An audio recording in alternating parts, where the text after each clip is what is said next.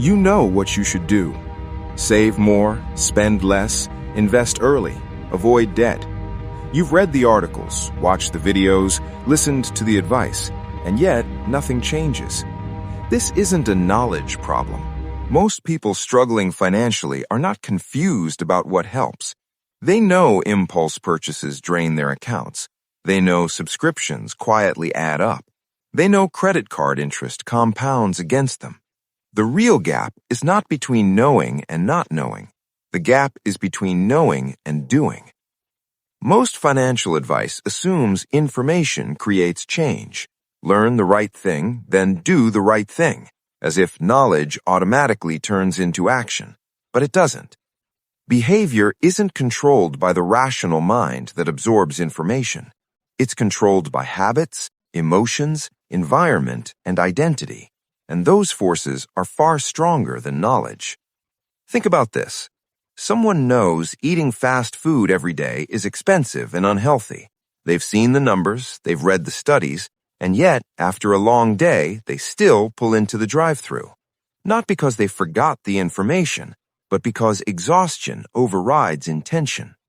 Knowing happens in one part of the brain, doing happens in another, and doing usually wins.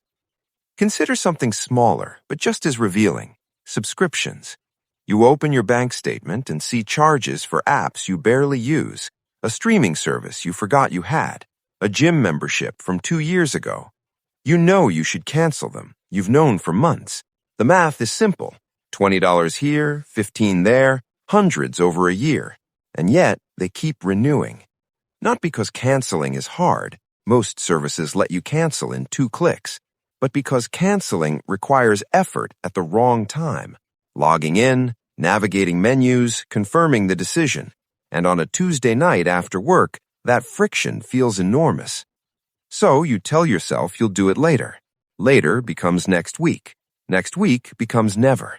The charge is small, the delay feels harmless, and that's exactly why it works. Small friction stops action, and inaction quietly becomes your default. This is why people can recite perfect financial advice while making every mistake they warn against. They know saving early compounds, but they delay. They know lifestyle inflation traps them, but they upgrade anyway. They know comparison fuels spending, but they scroll, feel behind, and buy things to close the gap. The knowledge is there. The behavior runs parallel. They never intersect. This isn't weakness, it's how humans are built. We are not rational machines executing optimal decisions. We are emotional creatures who rationalize actions after they happen. Emotion decides. Logic explains it later. That's why telling someone to stop buying coffee doesn't work. Coffee isn't the decision. Coffee is the symptom. The real decision is about routine, identity, belonging, a small moment of control in a chaotic day. Knowing it costs money doesn't touch any of that. So the advice bounces off, the behavior continues, and something worse follows: shame. When people know better but don't do better, they don't feel motivated, they feel embarrassed. And shame doesn't create action, it creates avoidance. They stop checking their accounts, they avoid opening bills. They push decisions into the future, telling themselves they'll deal with it later, when life is calmer, when they earn more, when they feel ready. But while they wait, something dangerous happens. They collect evidence. Evidence that they don't follow through. Evidence that they avoid hard decisions. Evidence that they're bad with money. And that evidence hardens into identity. They stop seeing themselves as someone who made a mistake. They start seeing themselves as someone who is the mistake. Once that identity sets in, knowledge becomes useless. Here's what happens when that identity stays locked in. Years pass, and the gap widens, not just financially, emotionally. You watch people around you make progress, small progress, imperfect progress, but progress. And you're still where you were 3 years ago, still talking about starting, still waiting for the right moment, still carrying the same subscriptions, the same debt, the same avoidance. And every year that passes adds weight, not just to your finances, to your sense of self. Because now it's not just about the money you didn't save, it's about the person you didn't become. The version of yourself that started 5 years ago, that person is living a different life now. Not a perfect life, but a different one. And you can see the gap between who they became and who you stayed. That gap is expensive, not in dollars, in regret, in the quiet realization that time moved whether you did or not.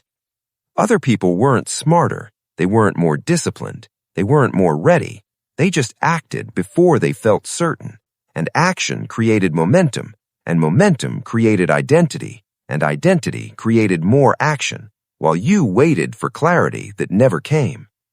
This is the invisible cost no one talks about, not the money lost, the time lost, and time doesn't pause while you figure things out, it compounds against you. Every year you wait to invest isn't just a year without growth. It's a year the money you could have invested would have been working, compounding, recovering, participating, and those years don't come back. You can recover from a bad investment. You can rebuild savings after an emergency. You can fix financial mistakes, but you cannot recover years. And the longer the delay, the wider the gap. Not because you're failing, but because time doesn't wait for readiness, it just moves. And every moment you spend waiting to feel prepared is a moment you're spending your most valuable asset, your time. So the real question isn't about money at all. It's about whether you're willing to act while uncertain, because certainty is a feeling that comes after action, not before. Because behavior follows identity, not information. You don't save because you know saving is smart. You save because you see yourself as someone who saves. And identity isn't built through learning. It's built through action. Small actions, imperfect actions, repeated actions. You don't become a saver by reading about saving. You become a saver by saving. Even $10, even inconsistently.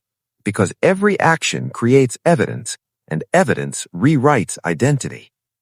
$10 doesn't change your life, but it changes the story you tell yourself. Next week, another $10 creates another data point. After a month, you're no longer someone who talks about saving, you're someone who has been saving. Identity isn't built on intentions, it's built on patterns. That's why waiting to feel ready never works. Readiness doesn't come before action, it comes after. Most people try to think their way into change, but real change happens when you act your way into new thinking. The question isn't what you know, it's what you're willing to do before you feel ready. Because change doesn't begin with clarity. It begins the moment you act without guarantees. Not because you have all the answers, but because you decided identity matters more than information. And identity is built one uncomfortable action at a time.